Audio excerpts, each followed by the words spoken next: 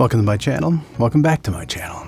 As you know, I'm a full-time voice actor, but I'm also a VO coach. I actually started teaching when I was 27 here at Columbia College here in Chicago, working at the radio department, broadcasting department in the college. And I discovered that I love teaching. And in recent years, I've been able to continue teaching online, and I love it. There are times when I feel like teaching is my favorite gig. I teach my group classes of VO talent, VO students, and I also teach one-on-one sessions where it's just me and you. And once you enroll in a single session with me, very first class with me, I invite you to join my private LinkedIn group of voice talent. And within that group, you will receive a monthly invitation to participate in the VO Challenge. It's something new that we do every month, and it's optional. And so you take one class with me, and you're forever part of that group. You can participate every month if you like, or not. Again, it's optional. This month we wanted to do something different, or I wanted to do something different that we haven't done a whole lot of, which is long-form narration.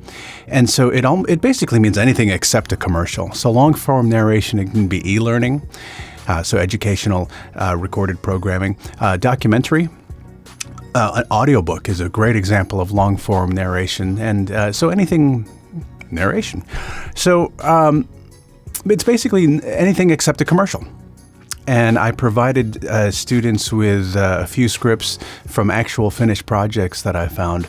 And then I also gave them the option, if they wanted to find their own script and choose their own topic, they can do that as well. I kept it to 60 seconds this time. And in hindsight, I will confess that this is a learning opportunity, a learning moment for me. I think when we do long form narration again, I'm gonna extend it past 60 seconds.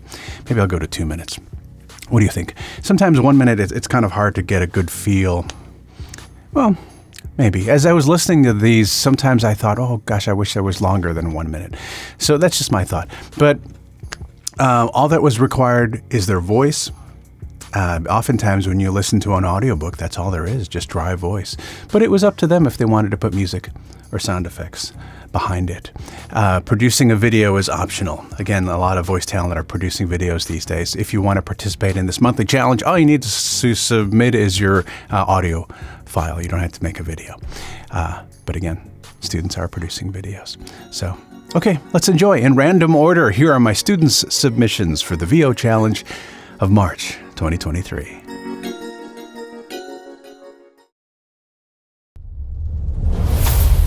The Kalahari, the largest expanse of sand on the planet. At its center lies a living, breathing miracle, the Okavango Delta. Each year, when the land is at its driest, distant rainfall fills its veins once again. The Great Flood is the heartbeat transforming this land into a wildlife paradise like none on Earth. It's the start of winter. The land is dry. The rivers have vanished and the flood is yet to come. Flocks of hungry birds scour the floodplains by the thousands. The grasses have withered and died. Now only their seeds lie dormant in the dry sand. The scramble for food is underway.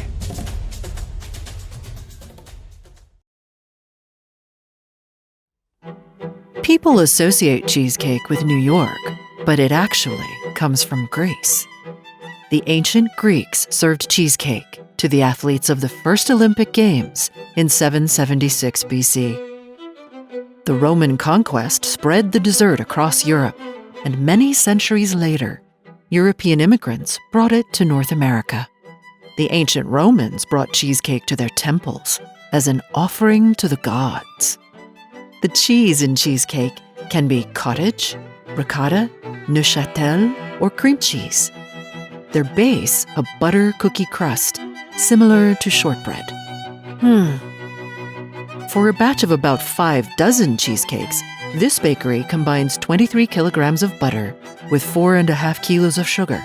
Next, 16 egg whites, then 11 kilograms of flour.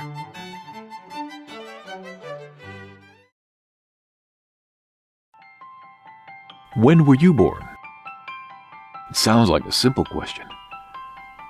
You just say a certain year and a month and a day. But around the world, we reckon time differently. In Saudi Arabia, it's the 15th century. In Israel, it's the 58th. And we live in 24 different time zones. We all measure time relative to some starting point, a point we have chosen. But if we really want to know what time it is, we need to know when the cosmic clock started to tick. Did time begin when the universe began? Or did it start some other way?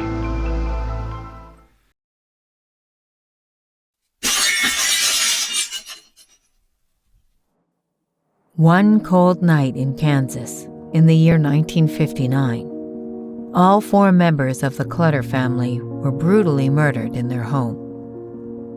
Each member was found in different rooms, tied up, with fatal gunshot wounds to the head. There was little evidence to suggest a motive, let alone any suspects. Local authorities had never seen anything like this, and they certainly weren't prepared for the media frenzy that followed. Very quickly, the mysterious murders became national news and captured the attention of American novelist and screenwriter Truman Capote. Capote was so intrigued, in fact, that he traveled with his friend novelist Harper Lee to the small farming town of Holcomb, Kansas, to write about the murders.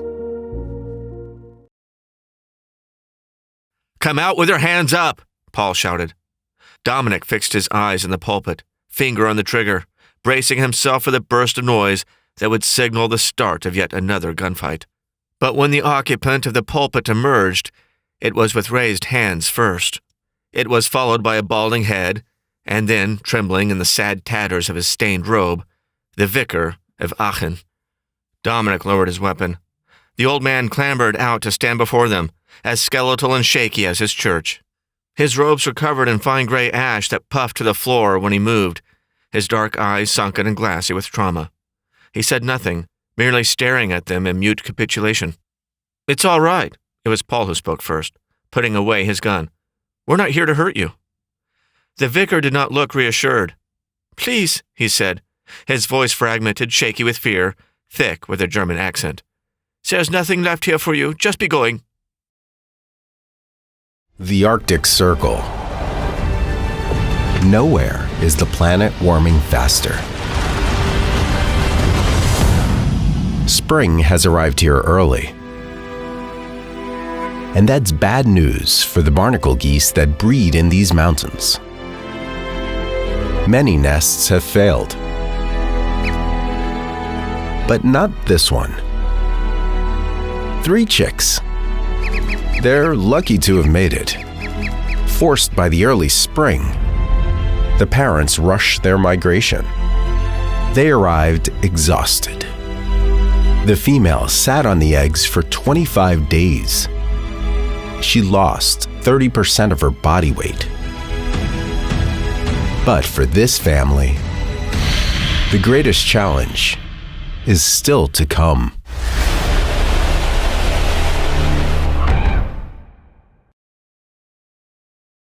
When were you born? Sounds like a simple question. You just say a certain year and month and day. But around the world, we reckon time differently. In Saudi Arabia, it's the 15th century. In Israel, it's the 58th. And we live in 24 different time zones. We all measure time relative to some starting point, a point we have chosen. But if we really want to know what time it is, we need to know when the cosmic clock started to tick. Did time begin when the universe began? Or did it start some other way? The theater is rich in history and folklore, such as the ghost light. A ghost light is a small single-bulbed floor lamp of some sort, shining on the darkened stage throughout the night when the theater is closed and unoccupied. The reason why we light this at night is in case someone is in the theater working late. It allows them to see where they're going. Stages have so many places, bumps, and holes. There's always the orchestra pit that you want to stay clear of, or any working equipment if the set is being built. And of course, the set itself. The ghost light helps to avoid any of these obstacles. In a more historical sense, the ghost light has many reasons. It is told that every theater has a ghost. The ghost light provides illumination at night for any spirits to be able to see and even perform on the stage. It may sound spooky or creepy, but many stories have been shared about it. The theater is so historical, so these stories and past people go hand in hand because it's part of history. She picked up a single earring, a diamond stud, and turned on the bedside lamp for a closer look. Zoe had never had her ears pierced, and what had been in the drawer before, the earbuds, the gum, the photo of Kitten Peter, was no longer there. She looked over at the open closet. Instead of the clothes of a teenage daughter, there were items she'd never seen there, clothes that had to belong to someone older. It was as though she'd walked into someone else's apartment, or as if the previous tenants, the Frenchman and the wife who heard voices and went mad, had never left.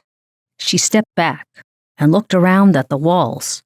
Most of the posters Zoe had put up had been replaced with framed prints and photos of people and places Kit couldn't recognize. She felt like a trespasser in her own home. "Enough," she said loudly. "I'm done with you." She turned off the light and shut the door. Basic procedures. The basic procedure for attacking a vehicle fire is to extinguish any ground fire around or under the vehicle first, and then attack the remaining fire in the vehicle. The hose line should be placed between the vehicle fire and any exposures. If the vehicle has combustible metal components that become involved, large amounts of water or Class D extinguishing agents will be needed. Firefighters should use extra caution when water is first applied to these burning parts, because fire intensity will be greatly increased initially. If a large amount of burning fuel has been spilled, foam may be required for successful extinguishment and continued flame suppression. Brainstorm view! Lightning in a mic! Most people have seen the cute little pastel figurines known as Precious Moments. Samuel J. Butcher was born in Michigan in 1939 and was the third of 5 children. Sam's family struggled financially, and the family moved to rural California. Sam loved to draw, and his family noticed his love of art and natural talent. Mr. Butcher married his high school sweetheart, and they moved back to Michigan, where he got a job at the Childhood Evangelism Fellowship and was able to eventually get a job in the art department. He met the man that would become his best friend and business partner. Bill and Sam created the company Jonathan and David based on the best friends in the Bible, and the Precious Moments were introduced to the world via greeting cards in 1975. 10 figurines were produced in 1978, and as they say, the rest was history.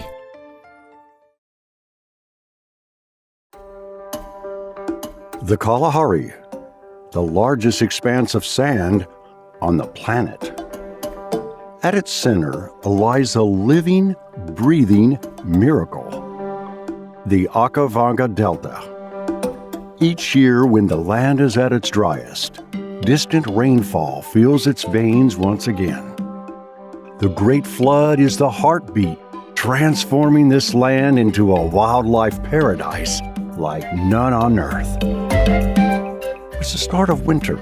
The land is dry. The rivers have vanished, and the flood is yet to come. Flocks of hungry birds scour the floodplains by the thousands. The grasses have withered and died. Now only their seeds lie dormant in the dry sand. The scramble for food is underway.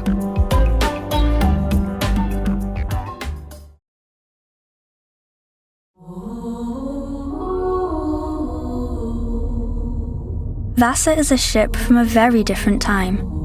A time long before your oldest relatives were even born.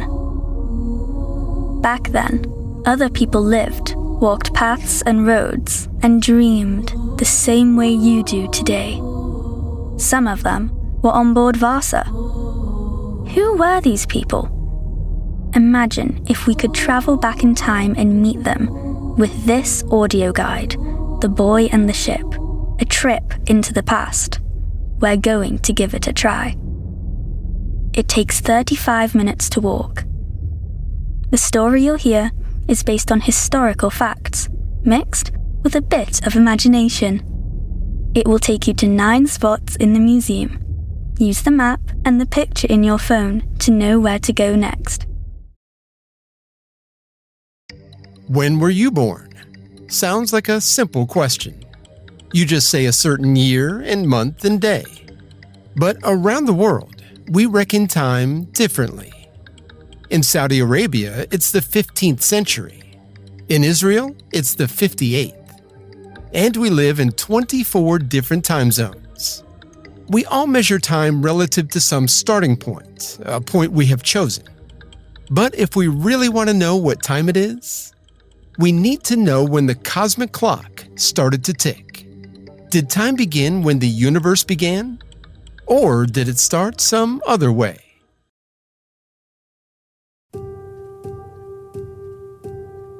In 1848, Charlotte Woodward was earning a pittance stitching gloves in her home in Waterloo, New York.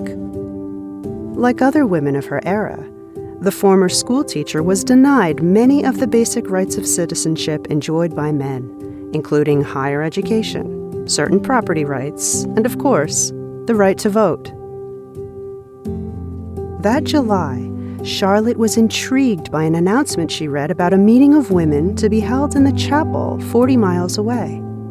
Looking for an opportunity to better her life, she set out on July 19 for the town of Seneca Falls. Charlotte was at one of those pivotal moments in history when mindsets change and perspectives shift.